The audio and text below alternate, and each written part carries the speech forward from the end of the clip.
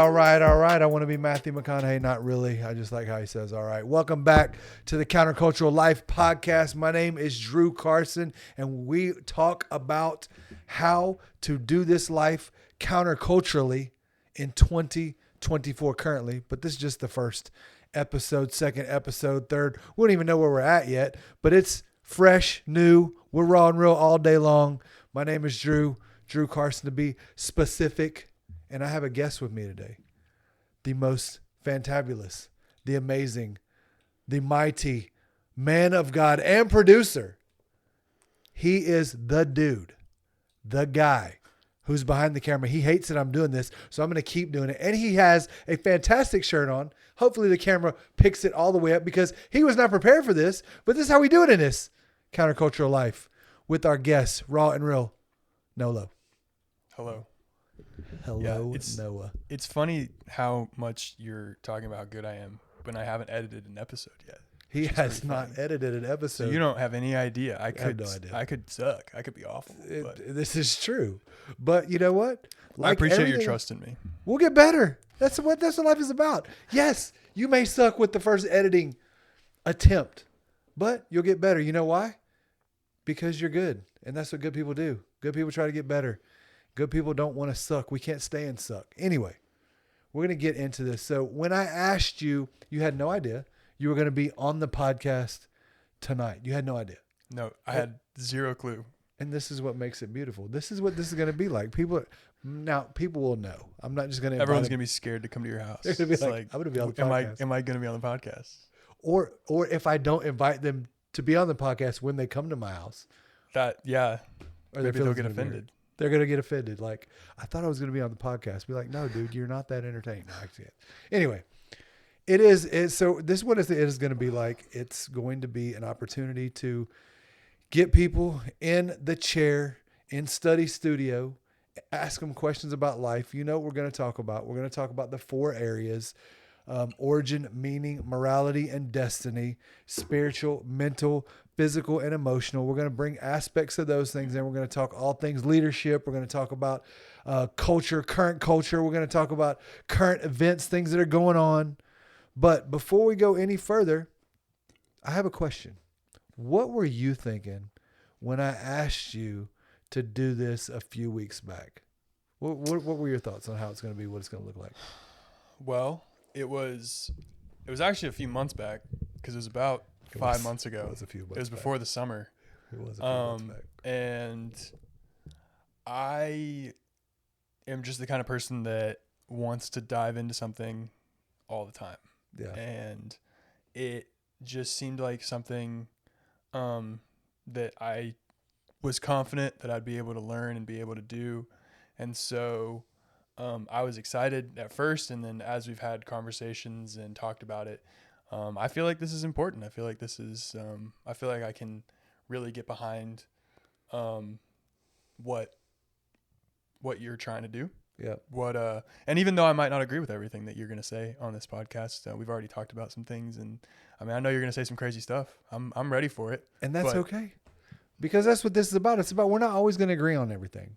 We're not always going to, and that's the thing. People don't understand. You can have disagreements with people and not walk away and never talk to them again. That's dumb. That's what people that are low-minded. You'll hear me use the term ignorant. Ignorant people do ignorant things, like walk away from relationships because they get offended by something that their friend said that they disagreed with.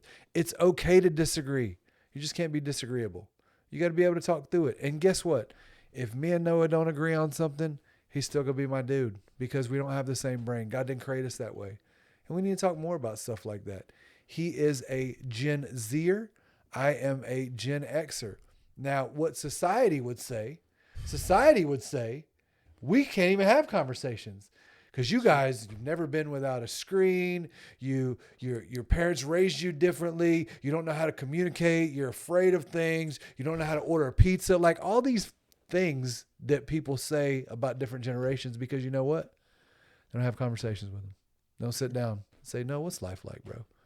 What's it like being 22 in 2024? Talk to me about that. What is that like? What's it like being 22 in 2024? Well, first of all, my first phone didn't have. My first phone was a flip phone. Just want to say that. A flip phone. My first phone was a flip phone with minutes. So I'm definitely on like the fringe. I'm an older Gen Z for sure, but Yeah. it's been interesting to see the rise of like the screen generation, and I think that it really got boosted by COVID and Yeah. by all the kids being at home. And I mean, I was stuck at home. I remember that was my 18th birthday, was March 2020. Sweet. And 18th birthday and the world yeah, is falling apart. Hey, welcome to 18 years old. The world's going to end. Great job. yeah.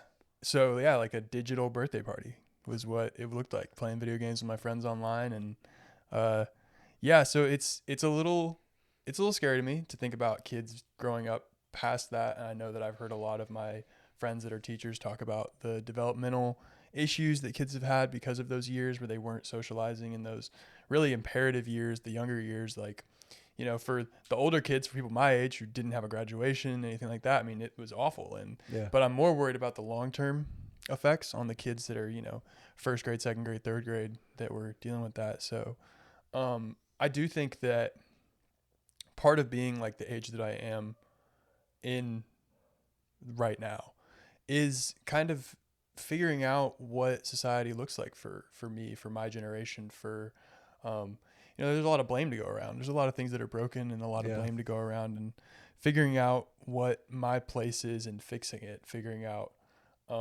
you know, obviously the spiritual aspect of it. Yeah. What can I do to impact the kingdom? What Yeah. can I do to raise up new soldiers in the faith? Yeah. But ultimately, you know, also where do I fall politically? Where do I Right. where do I need to get involved to Right. learn more? Yeah. Where do I need to get involved economically? Like Yeah. what can I do to help the people around me that are dealing with economic stress and all that stuff. So I think it's really tense right now. Yeah. I think a lot of people my age are really angry. Yeah. Angry at the world, angry at you, angry Yeah. at your generation, because it feels like we've been handed a really raw deal in a lot of aspects. And I think that yeah, there's just a lot of anger and a lot of distrust, and it's kind of fun to a degree, because it's like, well, there's a lot wrong, and maybe if we can get upset enough about it, we can change it. Yeah. So there's also that aspect of hope there. So you mentioned, I want to go back to spiritual. You mentioned the spiritual aspect and like trying to understand how to build the kingdom and what that looks like. Right now, a big concept that seems to be prevalent, especially in the younger generation, is deconstructing your faith. What are your thoughts on like deconstruction? Like, first of all, how would you define it? Because I kind of have an idea, but this is getting two different generations. So how would you talk to me a little bit about deconstruction and what your thoughts are on it? Yeah. So first, I think it's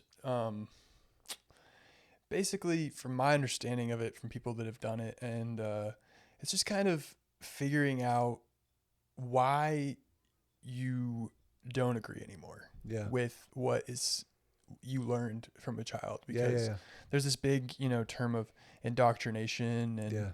it's honestly kind of hard, especially as like someone who, you know, I'm looking to potentially get married, have kids in the next 10 years. Like, what am I going to do with my kids? Like, I'm looking at people are like, I was indoctrinated as a kid. I didn't have a choice. Like I had to believe in this, and I didn't.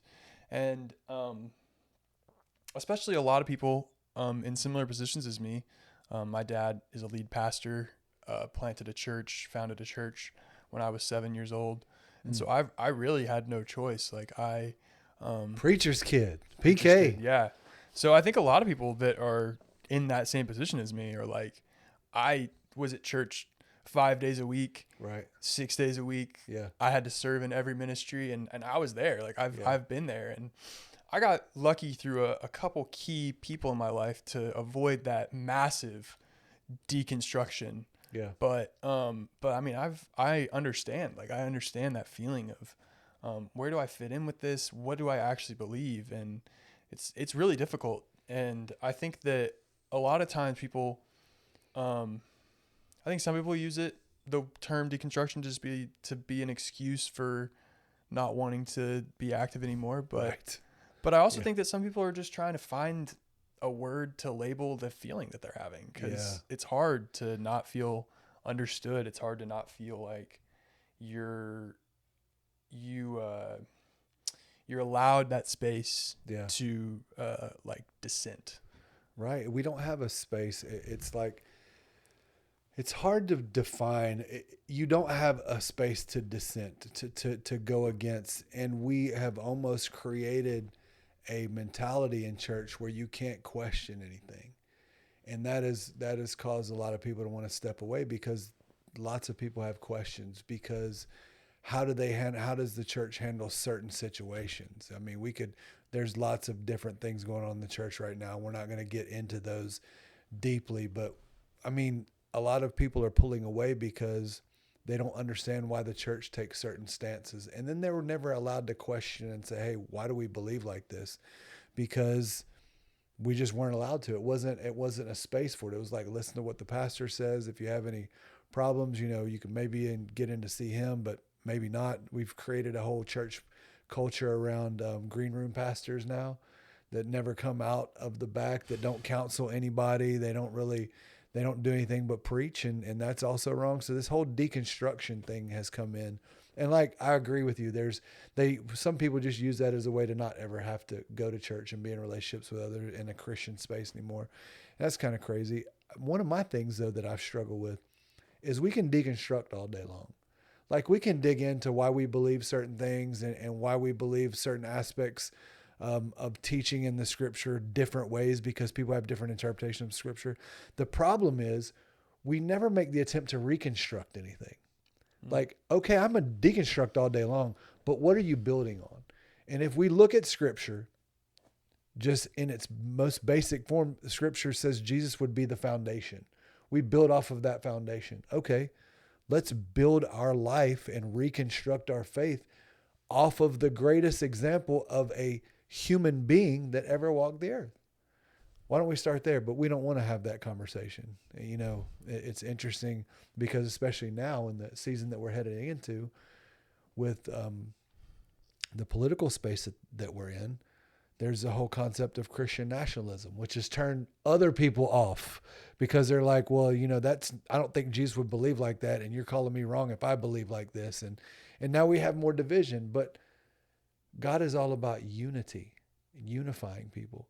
So when we deconstruct, we have to be willing to reconstruct on the person of Jesus and the unity that he brings. Jesus didn't come to divide. And that's, I think, in the space that we're in right now. And I think, not just, the enemy's laughing at us, the enemy being the devil. He's not the only one that's laughing. Like, everybody outside the church is laughing because we can't even agree on what we agree on. Yeah. So we'll get into a little bit of that. We won't go too deep in the spiritual space today, but we are going to talk about those things because it's what makes up a person. And you have a background that was highly influenced from 7 years old in a church construct, and seeing the great that goes on in every church. Look, hear me when I say this. Every church has something good in it.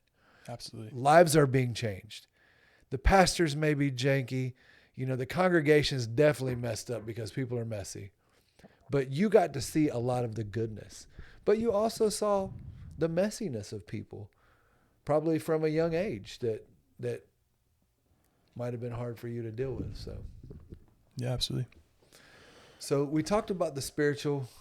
We're going to talk about the mental aspect and right and wrong, and we'll get deeper into that. So last question. I got to go to that physical aspect because we don't want to be afraid of this term either. We don't want to be afraid of. If you could see in here right now, you could look over on the bookshelf that I have, and it has a pretty big cross on the bookshelf. It has lots of plants, and it also has a couple skulls on it. And skulls, and you say, if you looked up, you would see Saint Jerome translating the Bible from, I believe, Hebrew or Greek into Latin. and you would see the great iconic picture. It's on one of the off-white shirts that I love so much. If you come on, I know there's some off-white fans out there. It's on the off-white shirt. It has Jerome on it. It has the skull sitting on his desk. So let's briefly talk about, because I want to bring this aspect in too. So we got the spiritual, where'd we come from? Meaning, we have the emotional, what am I here for? We have the mental, who determines right and wrong. But then we have physical. Where do we go when it's over? What are your thoughts on death? What are your thoughts on? We go big. He had no idea these questions were coming. Yeah. He had no idea. But it's something that's prevalent. It is around us. We deal with it every day, in some way or another. And we all have to face this at one point or another. So what are your thoughts on that? I don't know where I knew we had to have a big question. It has to be a big, scary question too. So yeah. For me, well, I guess this might tie back into a little bit of spiritual, but I believe that, as and it's such a daunting topic to bring up, because especially towards the end. Yeah. I hate, sweet. Because who doesn't hate the idea of hell? Who doesn't? I'm not scared of hell. Right. I hate the idea of it. Right. I hate the idea that people, and for me, I choose not to think about the people that haven't heard about Jesus. Yeah. Not because I don't think we should minister to them, and that's something that's important to me, and I think we should, but I choose not to lose sleep over, are the people that have never heard the name of Jesus going to hell? Yeah. Because I believe God is fair, and I don't think that is fair. Yeah. But for me, which is crazy that you would even say it like that, because there's some Christians that be like, oh my gosh, heresy. And who knows? And I just, for me, I think that God is a God of grace and a God of, and I don't think I don't think he's stupid. I don't think he's linear. I don't think that he's like, this is how it's going to be every single time. Right. He had, but yeah, for I think I have an unhealthy non-fear of death. Okay.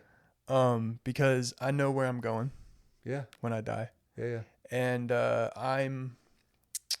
I'm definitely in the camp of people that, recently, or just this last weekend, we had someone in our church body, back home where I'm from, pass away. Yeah. And he was a lot older, and his quality of life was not as good anymore. And he today, right now, is up worshiping with Jesus. He's in heaven.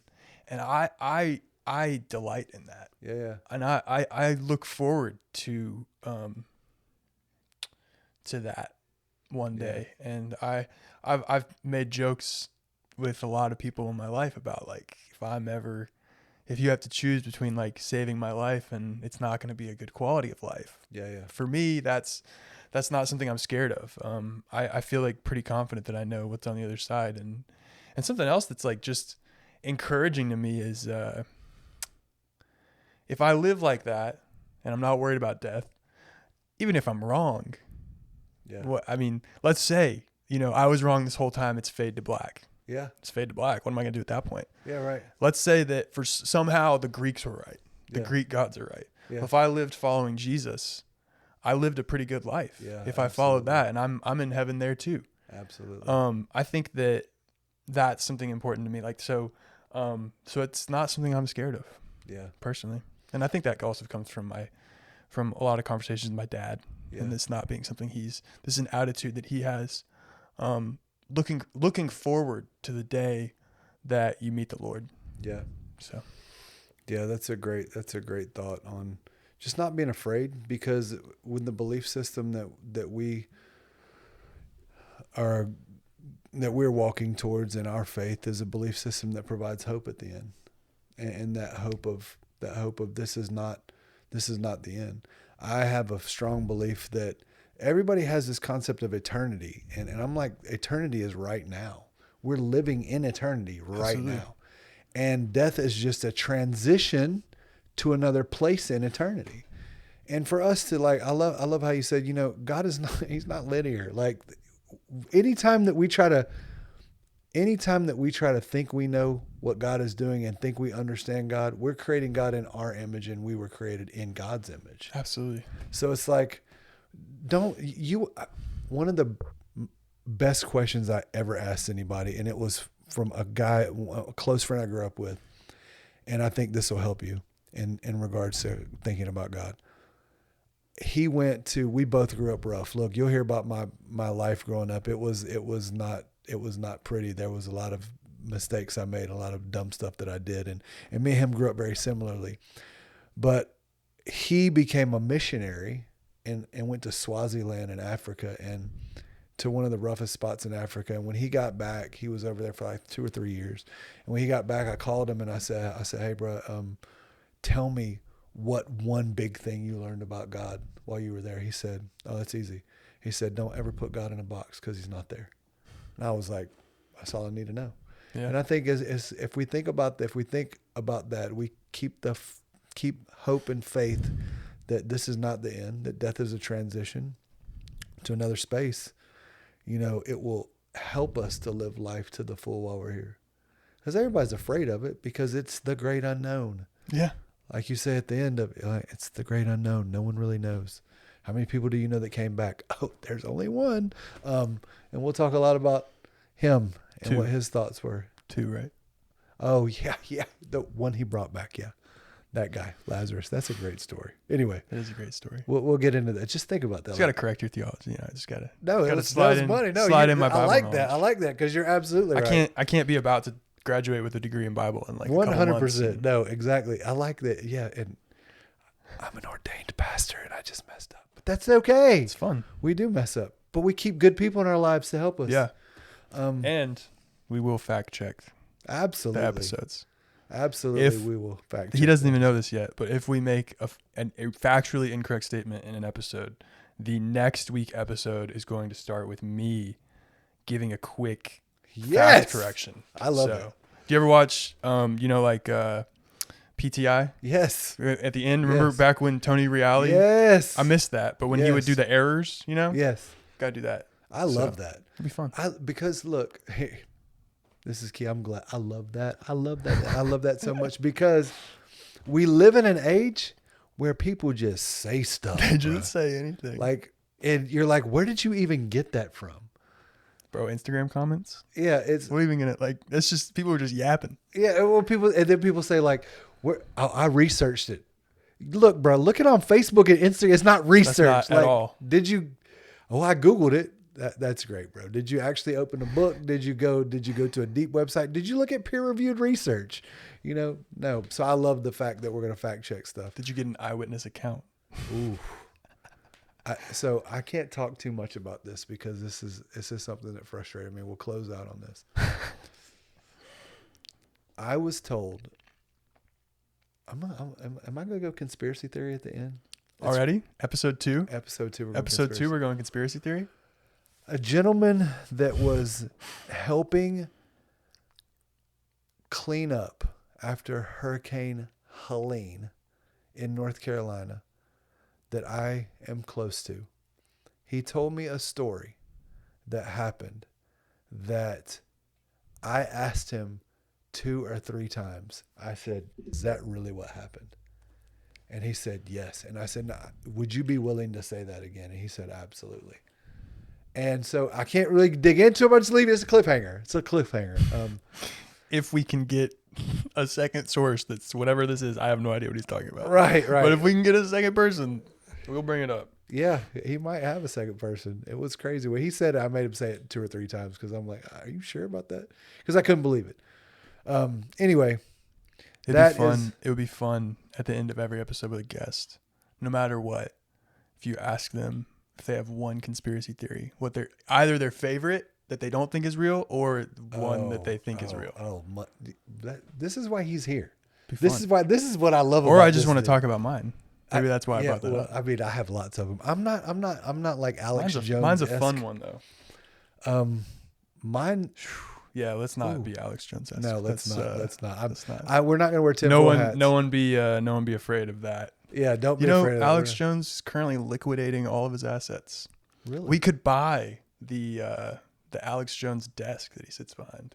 We should buy the Alex Jones. No, we shouldn't. It's up for auction, so I don't know how much we're willing to spend on this, but I can pitch in about like $20. So. I'm down. I got $20. If we can get it for $40, it's here. Alex Jones desk. Alex Jones desk. In the drawer.